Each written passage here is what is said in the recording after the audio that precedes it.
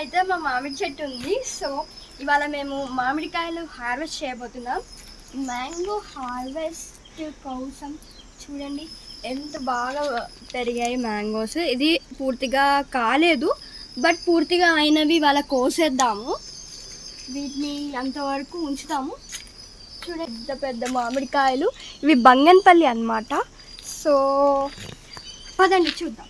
పెద్దవి మా చెల్లి నిన్నే కోసేసింది. కంపారిటివ్లీ ఇవైతే చిన్నవే. ఓ మై గాడ్, ఇక్కడ ఆకులలో దాచుకొని ఉన్నది.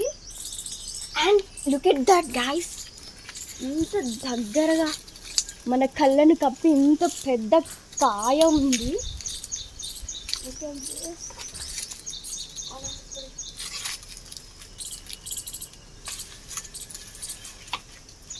Wow guys, look at this. I felt so happy. తర్వాత ఈ మల్లె చెట్టు మీద ఉన్న మల్లెపూలని తెంపేసా. ఇలా తెంపడం మా అమ్మకి నచ్చదు, బట్ తెంపేసా. ఇవేంటో గుర్తుపట్టారా? ఇవి గురిగింజలు. చిన్నప్పుడు నేను ఇవి భూమి మీద దొరుకుతాయి, ఇవి దొరికితే సూపర్ పవర్స్ వస్తాయి అనుకునేదాన్ని.